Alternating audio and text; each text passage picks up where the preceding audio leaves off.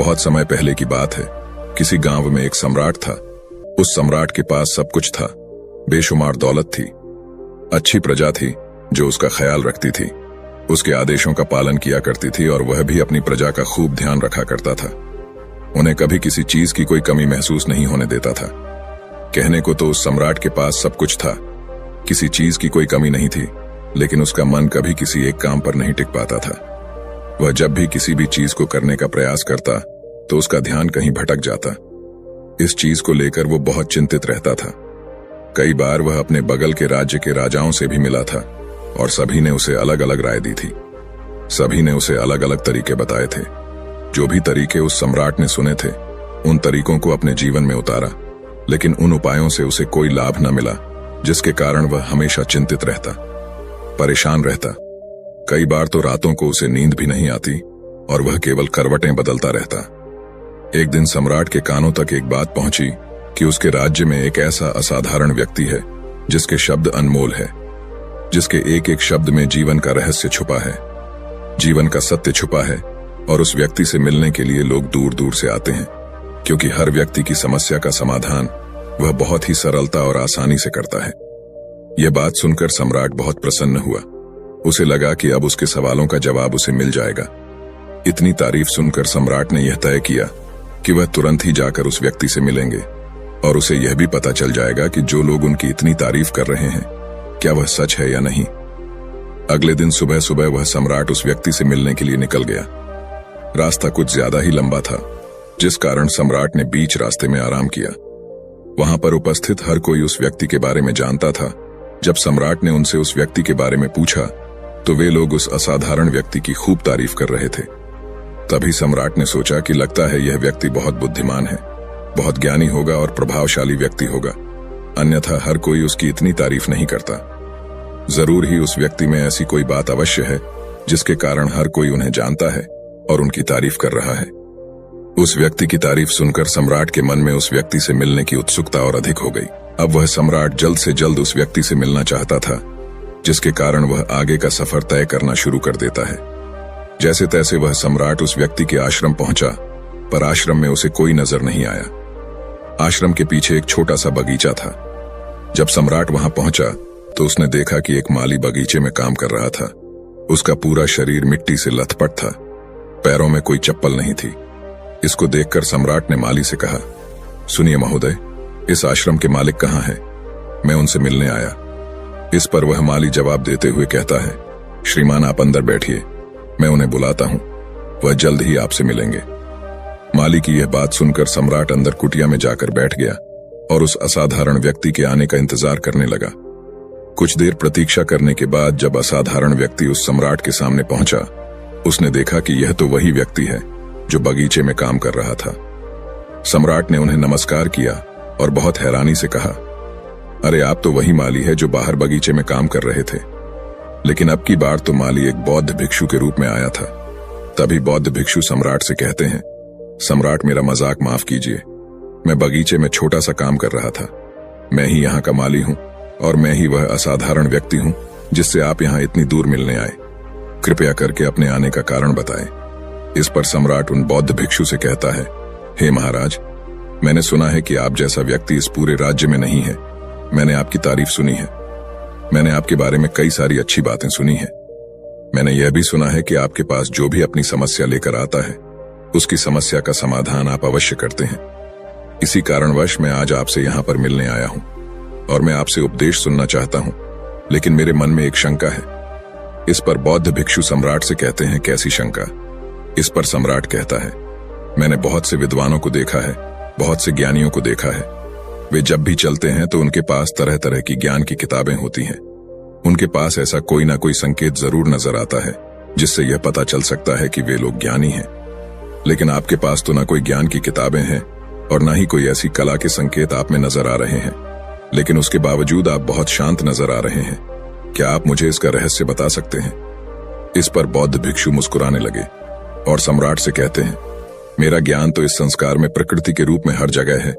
मैं अपना ज्ञान जीवन की सरल और साधारण वस्तुओं से ही लेता हूं। पर महाराज, आप यहाँ किस समस्या को लेकर परेशान हैं? कृपया आप मुझे आपके यहाँ आने का कारण समझाएं। इस पर सम्राट कहते हैं, हे गुरुवर, मेरे यहाँ आने का कारण यह है कि मैं किसी भी काम को लेकर लंबे समय तक उसी कार्य पर अपना ध्यान नहीं लगा पाता। मैं कुछ ही देर में उस कार्य से भटक जाता हूँ। कृपया कर मुझे अपने इस समस्या का समाधान बताएं। मैं इस बात से काफी चिंतित हूँ। बौद्ध भिक्षु ने सम्राट की चिंता को समझकर कहा, महाराज, आपकी समस्या मुझे समझ आ गई है। आप जिस कार्य पर ध्यान नहीं लगा पा रहे, उसके लिए मैं आपको एक उपाय बता सकता हूँ, लेकिन आज आपको देर हो चुकी है। आप मुझे कल सुबह मिलिएगा। कल सुबह का समय ठीक रहेगा। कल सुबह जब आप मुझसे मिलेंगे तो मैं आपके सभी सवालों का जवाब आपको दे दूंगा।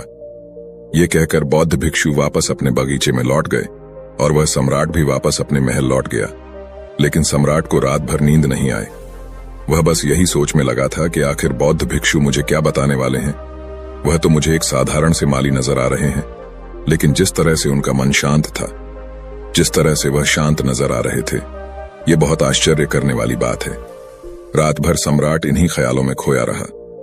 अगले दिन सुबह सूरज निकलने से ठीक पहले सम्राट उस आश्रम पर वापस पहुंचा। वहां पर बौद्ध भिक्षु पहले से ही उपस्थित थे। जैसे ही सम्राट वहां पहुंचा, उन बौद्ध भिक्षु ने एक पानी का छोटा सा जग उस सम्राट के हाथ में थमाते हुए कहते हैं, इसे लीजिए और पौधों पर धीरे धीरे पानी डालिए। और ऐसा करते करते ये आपके सामने पूरे 15 पौधे हैं। इन सभी पर आपको इसी प्रकार पानी डालते चले जाना है। लेकिन जब आप इस क्रिया को कर रहे होंगे तो उस वक्त मेरी एक बात का अवश्य ध्यान रखिएगा कि आपको इस दौरान कुछ और नहीं करना है, ना कुछ सोचना है और ना ही कहीं आपका ध्यान भटकना चाहिए। आप जब इन पौधों को पानी दे रहे होंगे तो आपका पूरा ध्यान केवल इन पौधों पर ही होना चाहिए। यदि इस बीच आपके मन में कोई विचार आए तो वहीं पर रुक जाइएगा और फिर दोबारा से पहले पौधे से पानी डालना शुरू कीजिएगा। और जब आप मेरी बात मानकर ठीक इसी प्रकार इन सभी 15 पौधों को पानी दे देंगे, तब आप मेरे पास आइएगा और मैं आपके सभी सवालों का जवाब आपको दे दूंगा। उस सम्राट ने आज तक ऐसा कोई काम नहीं किया था और सम्राट को यह काम बहुत छोटा सा लग रहा था। सम्राट पहली बार ऐसा कोई काम करने जा रहा था। उस पानी के जग से पहले पौधे पर बहुत ही ध्यानपूर्वक पानी दिया और फिर दूसरे पौधे की ओर आगे गया। दूसरे पौधे पर भी उसने ध्यानपूर्वक पानी दिया। फिर उसने तीसरे पौधे पर पानी देना शुरू किया ही था कि उसके मन में तरह तरह के विचार उत्पन्न होने लगे।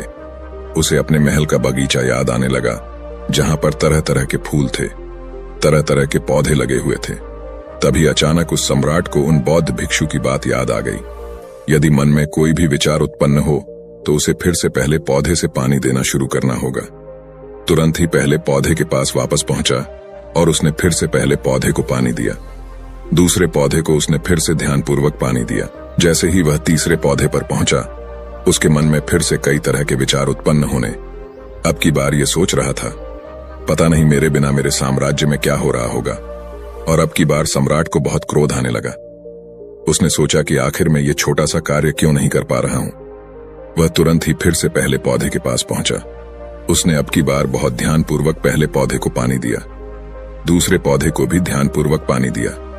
ऐसे करते करते अब की बार सम्राट करीबन 5 पौधों में बहुत ही ध्यानपूर्वक पानी दे चुका था। लेकिन अब की बार जैसे ही उसने छठे पौधे पर पानी देना शुरू किया, उस पानी को देखकर सम्राट के मन में नदी के विचार उत्पन्न होने लगे और सम्राट अब बहुत परेशान हो चुका था।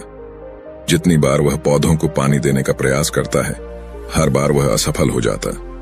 उसका मन उतना ही ज्यादा व्याकुल होता जाता और वह खुद पर क्रोधित हो जाता है। सम्राट ये बात बहुत अच्छी तरह से जानता था कि वह भिक्षु उसकी परीक्षा ले रहे हैं। वह बहुत बुद्धिमान था, इस कारण उसने उन बौद्ध भिक्षु के सभी नियमों का पालन करना जरूरी समझा। सम्राट जितनी बार भी कोशिश करता है, हर बार वह असफल हो जाता।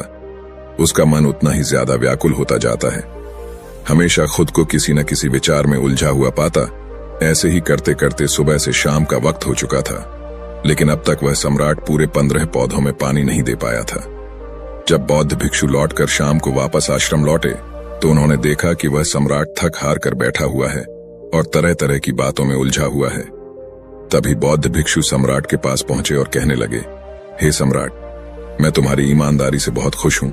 तुमने अपने कार्य को पूरे मन और लगन के साथ करने का पूरा प्रयास किया, इसलिए जो बात मैं तुम्हें बताने जा रहा हूं उसे बहुत ही ध्यानपूर्वक सुनना और समझने का प्रयास करना। जब हमारा मन विचारों से खाली हो जाता है, तब उसमें मन का असली स्वरूप नजर आता है।